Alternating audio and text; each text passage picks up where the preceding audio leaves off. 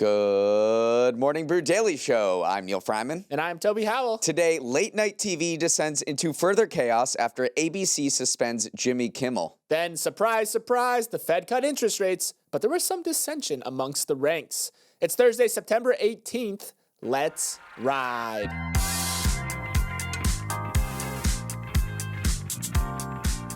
Good morning and happy Thursday. If you've ever wondered which one of us is taller, me or Toby, you'll never have a better chance to find out than in December when Morning Brew Daily is hosting a live holiday party.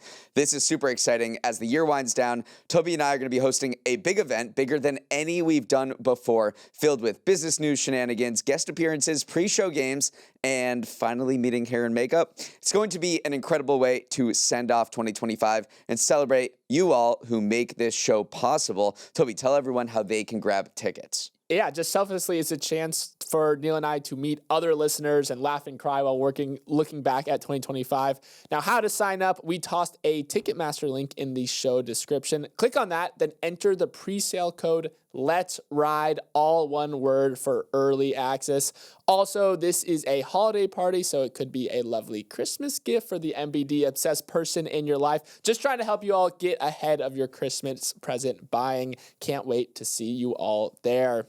And now a word from our sponsor, Roku. Toby, have you ever wanted to get insights in real time? Yes, like sometimes I wish I had insights into which one of us is better liked in the office. I'll put your mind at ease.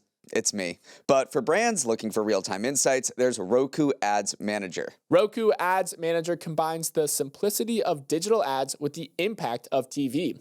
Advertisers can use it to manage, optimize, and measure CTV campaigns in a few easy steps. It's as easy as running an ad on social media. Set your budget, select your audience, and you're ready to go live. Plus, with pixels and events, you can more accurately track events directly tied to your advertising goals, like purchases and page views. That's huge as we gear up for the busiest shopping and streaming day of the year, Black Friday. Right now, our listeners can get a $500 match on their first $500 spent with code BREW500 at advertising.roku.com/brew. That's code BREW500 at advertising.roku.com/brew. Terms apply. The media world is in shock after Disney made the abrupt decision last night to pull Jimmy Kimmel's late night show over remarks he made about the murder of Charlie Kirk earlier this week. Celebs were already on their way to Wednesday's taping when the news headlines hit their phones just like everyone else. Jimmy Kimmel Live will be preempted indefinitely, an ABC spokesperson said, a remarkable move to suspend one of its biggest stars. Here's the sequence of events, and yes, it involves political pressure. On Monday night's show, Kimmel talked about the Kirk assassination and said, quote, the MAGA gang is desperately trying to characterize this kid who murdered Charlie Kirk as anything other than one of them and doing everything they can to score political points from it. He also said of Trump's reaction to the shooting of his friend, this is how a 4-year-old mourns a goldfish. These comments drew conservative outrage and caught the eye of FCC Commissioner Brendan Carr, who said that his agency, which grants broadcast licenses, could revoke ABC affiliate licenses to force ABC parent Disney to punish Kimmel. ABC's affiliates apparently heard the message loud and clear, and earlier Wednesday, Nexstar and Sinclair, two companies that together own and operate over 60 ABC affiliates, said they would no longer carry Kimmel's show. The president of Nexstar's broadcasting division, Andrew Alford, called Kimmel's comments offensive and insensitive at a critical time in our nation's political discourse.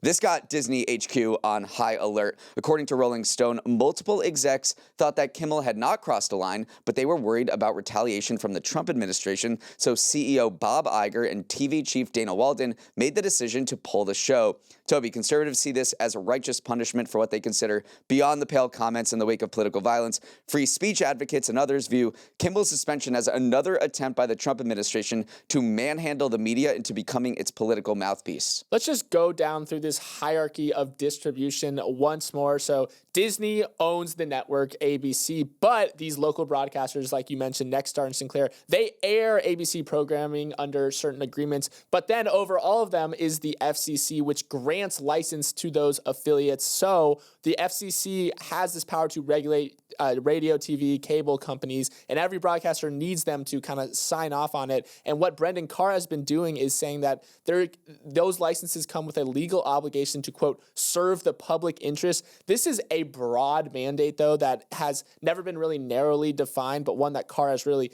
taken and run with. So the FCC doesn't necessarily cancel shows directly, but it can put pressure on those affiliates to revoke their license if you don't do what we say. So that is kind of how it kind of filtered down here. And then also the subtext here is that Nexstar, who is this big, local TV station operator, is trying to buy its largest rival for $6.2 billion.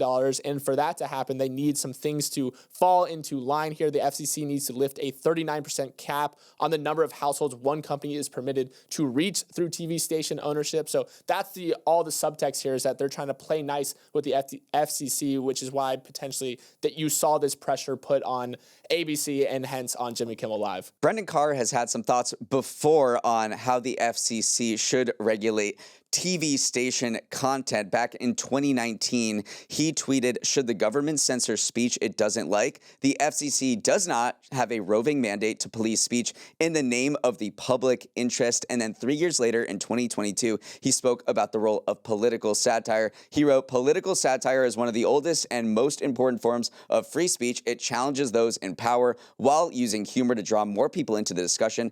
That's why people in influential positions have always targeted it for censorship." Maybe he's talking about himself, because here he is in 2025 on Wednesday talking to the podcast host Benny Johnson about Jimmy Kimmel. Frankly, this is what he said. "Frankly, when you see stuff like this, we can do this the easy way or the hard way. These companies can find ways to change conduct and take action." He's talking about the ABC affiliates. "Frankly, on Kimmel, or there's going to be additional work for the FCC ahead." And this is not just an isolated instance at all, because CBS canceled Colbert's Late Show for, quote, economic reasons, but that came shortly after Paramount settled a Trump lawsuit. Many saw this as another case of, political and regulatory pressure that was cloaked in this other business rationale. And again, Kimmel ratings probably weren't great either, so maybe people are seeing similar shades of Colbert in this decision as well. So this definitely fits the larger pattern of this Trump-era FCC putting pressure on voices in late night TV. Now, it looks like Jimmy Kimmel may come back at some point. There's no return date that's been set, but according to multiple reports, Disney is, quote, monitoring the situation and sees a path to the show potentially returning in the next several days. But truly extraordinary times in the media industry, with the Trump administration exerting unprecedented pressure to censor speech that it does not like.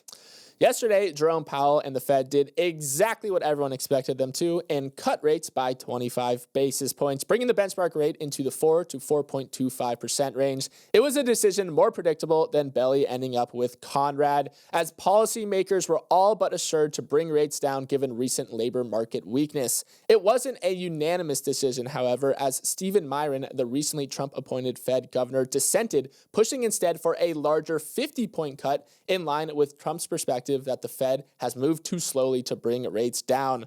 Powell emphasized labor market softness as the central driver of this cut, saying that the recent pace of job creation might not be enough to maintain the current unemployment level. For the first time in years, Powell admitted he could no longer describe the labor market as very solid. As for inflation, it's still definitely an elephant in the room, with Powell admitting it has moved up and remains somewhat elevated due to tariff-induced pressures. But the three Trump-appointed governors saw things differently, arguing that the pressure is temporary and are pushing for faster cuts. Overall, Powell framed the move as a risk management cut, and despite some drama, markets took it all in stride, with the S&P 500 finishing basically flat from where it was at the start of the meeting. Neal, this cut was all but certain, but still, all the pressure Trump has put on Powell and the curveball of Stephen Myron, certainly some intrigue to discuss. Total intrigue, and the path forward is not clear at all, because the Fed central bankers, there's more than a dozen of them, are disagreeing more than a family reunion. So of 19 meeting participants, 10 penciled in at least 2 rate cuts for the rest of the year. 7 of 19 penciled in no further rate cuts this year, 0, and 2 more penciled in only 1 more rate cut. It is just a very complex economic environment. The Trump administration has thrown these huge experiments at them with this huge crackdown on immigration, which is reducing the labor force. Of course, there are tariffs as well. So there's these huge economic factors at play that the Fed just can't necessarily respond to. And these are central bankers. These are the smartest economists that we have, all getting in a room, and none of them can decide what the path of future rate cuts will be. They did decide kind of collectively, 10 out of 11 said that the 25 basis point cut was good to go for at least this week. But you are right. A lot of people want to see this as the beginning of a rate cutting cycle. They want to just basically, they're penciling in rate cuts, but they want to pen these rate cuts in. But Powell has pushed back on that, saying that the Fed is in a meeting by meeting situation. So it's not really saying like, hey, this is the start of this easing of monetary policy here going into 2026. So this definitely is something he's trying to keep his optionality alive here, because right now the labor market is the biggest thing on his mind, but inflation is just sticking around. So maybe that dual mandate, as it's called, is going to shift in favor of inflation going forward. So you are right that it is Powell's acknowledging they're just in an unprecedented moment right now and leaving all roads open. And an interest rate cut by the Federal Reserve sounds very hypothetical and way up at the 10,000-foot view level, but it actually does mean a lot for you, because whatever the Fed interest rate is kind of sets borrowing rates across the economy, and we're seeing that specifically in the housing market. Mortgage rates are down to their lowest level in 3 years, according to Mortgage News Daily. The 30-year fixed-rate mortgage is down to 6.13%. Mortgage rates don't always track the federal funds rate, but sometimes they do. And in anticipation of this rate cut, we have mortgage rates falling to their lowest level since 2022. That spurred a huge surge in refinancing. Applications to refinance a home jumped 58% last week compared to the previous week, 70% higher than the same week 1 year ago. So people watching the housing market, or those who've been staying on the sidelines, are maybe seeing these rate cuts as finally the chance for mortgage rates to dip a little bit lower, so others can join in and finally buy that house. And then one final subtext, we've been looking at who might take over for Jerome Powell once his term ends up, and the betting markets kind of gave us some insight based off of how, the meeting went. And on call sheet, Chris Waller, who's been leading for a while as a potential Fed replacement, he actually saw his odds as Trump's pick fall from 29% to 18%, while Mirren rose from 10% to 15%, because Mirren was kind of putting out that 50-point cut, which is what Trump wants. He wants rates to come down quicker. But then you look over at Polymarket, and Waller's still the front runner at around 32%. So it was interesting that Mirren's descent drastically boosted his odds of becoming, the next Jerome Powell, even though necessarily this is still just betting markets doing their thing. But just an interesting subtext to keep your eye on going forwards. Moving on, Apple may have a liquid glass, but Meta has real glasses, and it thinks they're going to become the next iPhone. At its Meta Connect event yesterday, Zuck unveiled a long-anticipated upgrade to its smart glasses, adding an in-lens display and what is a big step up from its existing Ray-Ban and Oakley lineup. Whereas previous Meta glasses were mainly for recording video with some light AI and music listening capabilities, these new glasses, which cost $799 and are called the Meta Ray-Ban display, can overlay turn-by-turn walking directions, translate text in real time, and project on-lens notifications. The device also introduces a totally new input method. A wrist strap lets users write words and navigate interfaces out in empty space. No controllers or touchscreens necessary. Due to that rather chunky price tag, which actually came in lower than a lot of estimates, the Ray-Ban display probably isn't a mass consumer product yet, but it's another instance of Zuck making the case that glasses are the successor to the smartphone era and the one best suited to AI as well. Zooming out, Zuck has long bristled at the way Apple and Google control distribution through their iOS and Android platforms. So these glasses represent an escape hatch and a chance to build a new operating system that bypasses app stores altogether. Neal, last night was another glimpse into that future. How did it look? Yeah, the thing you need to know about Mark Zuckerberg is that on the list of things that he hates, it's probably number one, the social network, and number two is Apple, because he hates the fact that Facebook and Instagram and WhatsApp all live on Apple device, and he's been looking for years to find the next form factor that people will keep in their pockets or necessarily wear on their heads. And he's been so bullish on glasses that he thinks glasses will be the next phone. So he's lost $70 billion on this Reality Labs unit that's in charge of building hardware devices. It's I know it's amount of money you can't even wrap your mind around. And he's starting to think that they can actually start making money from all of this hardware that they poured all this financing into. And he thinks glasses could be the key. And this particular $800 glass is their first attempt at getting a lot of people hooked on wearing things on their face. A lot of people loved what they saw with these glasses, though. They said that the resolution is actually higher than the Vision Pro. The neural wristband got a lot of fans because it's pretty mind-blowing tech. You wear this thing, a strap around your wrist essentially, and then you can slide your thumb over your index finger, and it acts as a four-way multi-dimensional touchpad without there actually being a touchpad there. Also, you don't necessarily have to talk out loud anymore. Before on these glasses, you had to say, "Hey Meta," to prompt their AI agent. Now you can just double tap your thumb in this very small micro gesture that isn't an annoying wake word anymore. And it all just feels a little bit more effortless. You don't have to take your phone out of your pocket now to get those WhatsApp notifications. You can change your music while just looking at your eyes. You don't have to look at your phone if you're navigating directions. So again, people are kind of opening up to this idea that, yeah, obviously the Google Glass, a decade ago was a little bit ahead of its time and it was a little creepy, but these are a much nicer form factor. They look like Ray-Bans. They perform pretty seamlessly, and they come in at the same price as the Apple Watch Ultra, the exact same price as the Apple Watch Ultra. So rather than replacing your phone, maybe it's replacing that pricey smartwatch on your wrist. All right, let's go to break and come back with Neal's Numbers.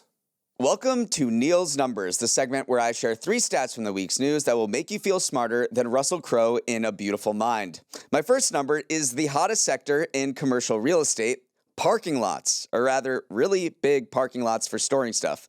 Industrial Outdoor Storage, or IOS, is experiencing a surge in investment from Wall Street because these types of spaces are integral to the AI data center boom.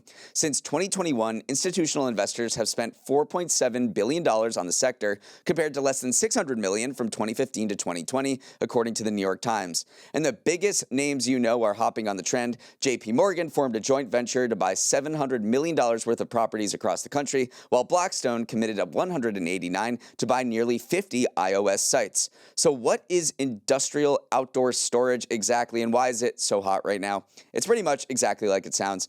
Large plots of asphalt or gravel where you can stash heavy machinery, tractors, trailers, generators, and other bulky tools in strategic locations. And as AI data centers spring up across the country, these spaces have emerged as crucial staging areas for construction companies working on data center site nearby. Toby, they ain't pretty to look at, but industrial-grade parking lots print money for their owners. Yeah, they used to be this very niche asset class because basically what would happen is you would have this big space and you would rent it out in the meantime while you looked around for a more profitable thing to put there, maybe like a shopping center, maybe a manufacturing plant. But all of a sudden, you need these wide open spaces because everyone is chasing AI profits wherever they can find them. Obviously, data centers themselves is a big asset class, but now also you can invest in the construction firms building them. You can invest in the power plants supplying electricity, and you can invest in the literal space where all of those companies do to store their stuff. So it's AI all the way down, and you end up at literally a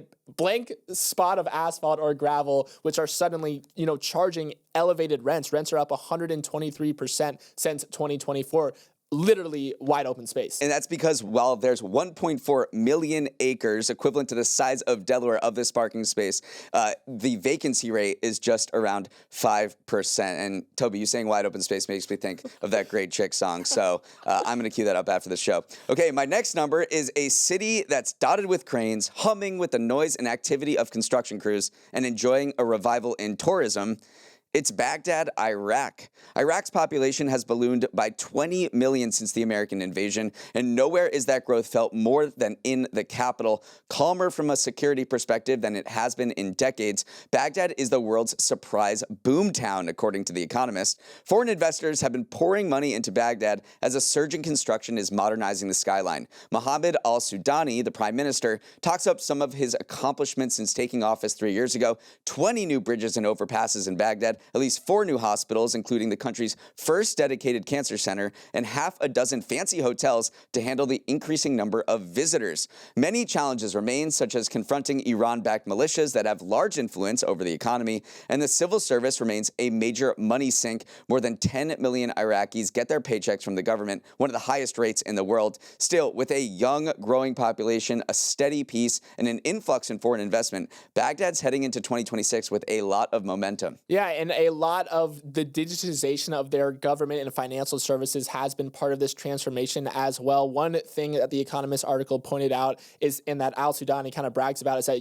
the passport office can now issue a travel document in 45 minutes, which officials say is the fastest in the world. And I know someone who's had to renew their passport recently has said 45 minutes. That sounds pretty nice to me, but it's also moved from this mostly cash-based society to one that uses bank cards. It used to be that a lot of payments for services can only be made in cash. Now they can only be made in a bank card. So that a transformation in really under 5 years has absolutely pushed it into more of, like the 21st century. It's leapfrogged cash and gone straight to a digital, economy. So that's been another big part of why Baghdad has seen this just massive resurgence. For my final number, the Great Lakes are more dangerous for ships than you might expect. This week, searchers discovered a 19th century shipwreck in Lake Michigan after 50 years of looking. The F.J. King, which sank in a storm in 1886 carrying iron ore to Chicago, was thought to have been lost forever and earned the nickname Ghost Ship.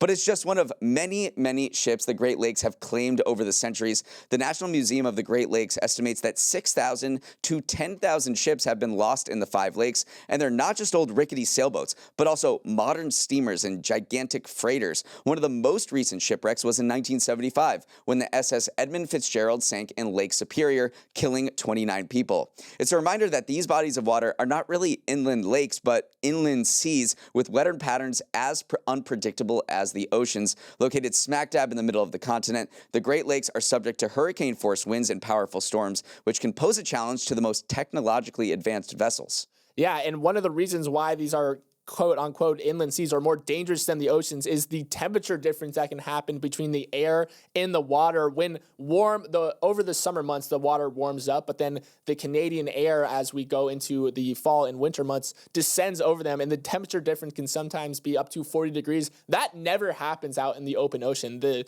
air temperature and the water temperature are usually within a range of each other, but given that temperature difference, it can create these massive, waves, hurricane strength winds, and whatnot. So again, when you think of the Great Lakes, sometimes I associate them with like a docile summer vacation, but they are anything but docile, and they do lead to a lot of these wrecks. And also, the ice is a play too.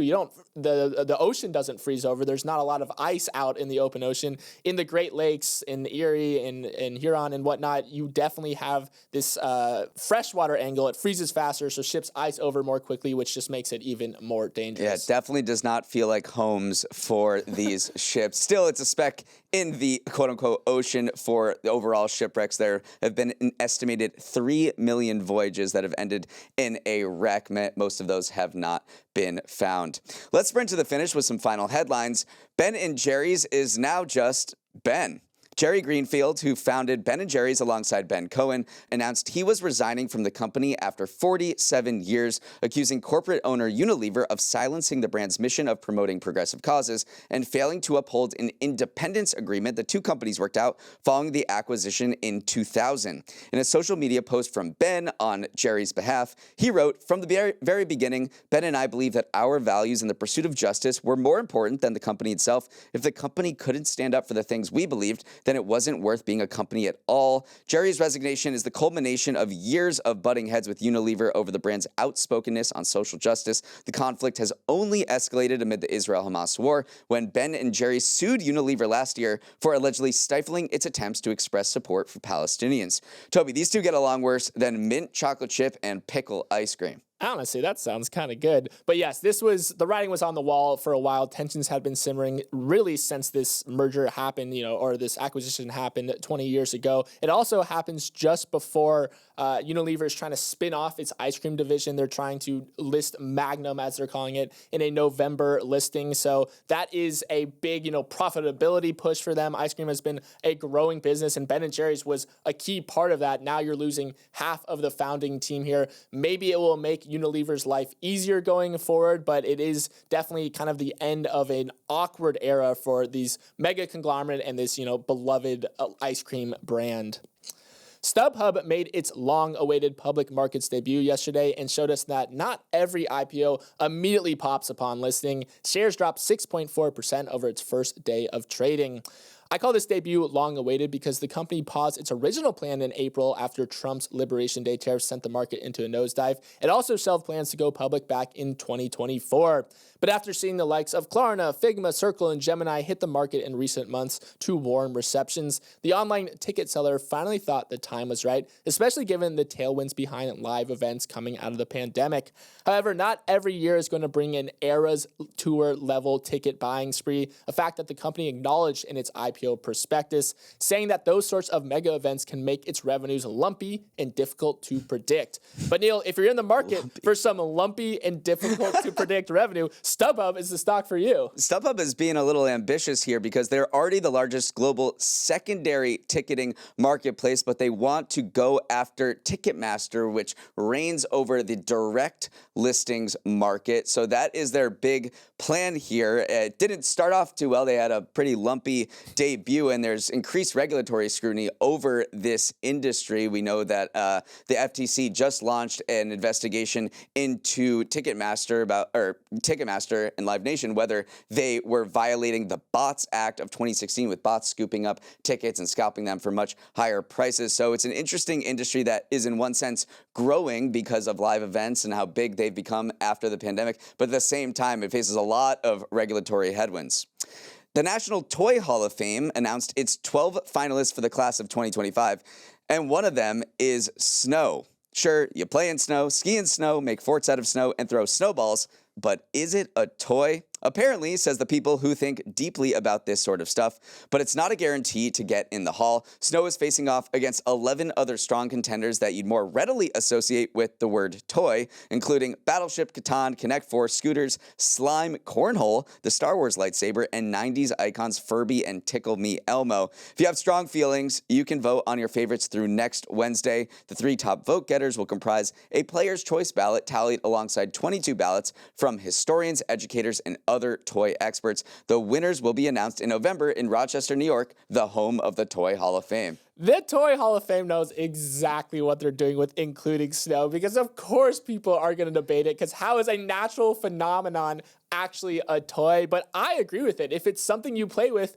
therefore it is a toy. I mean, the stick is inducted into the Hall of Fame, so why can't the snow be as well? This does feel like such a good class. Last year it was My Little Pony, Transformers, and Phase 10 card game. This one, all of them should make it in. Like, this is a really, really good class. Connect 4, Cornhole, Slime is also going alongside Snow, so definitely some tactile options there. So I love when the National Toy Hall of Fame does this. We fall for it every time because we're talking about it, but it makes me want to go out and play. That is all the time we have. Thanks so much for starting your morning with us, and have a wonderful Thursday. Make sure you grab your tickets to our holiday show. Head to the show notes to find that link. If you have any thoughts or feedback on today's show, send a note to Morning Brew Daily at morningbrew.com. Let's roll the credits. Emily Milliron is our executive producer. Raymond Liu is our producer. Our associate producers are Olivia Graham and Olivia Lake. Hair and Makeup is making a snow angel, one of the many ways to play in snow. Devin Emery is our president, and our show is a production of Morning Brew. Great show today, Neal. Let's run it back tomorrow.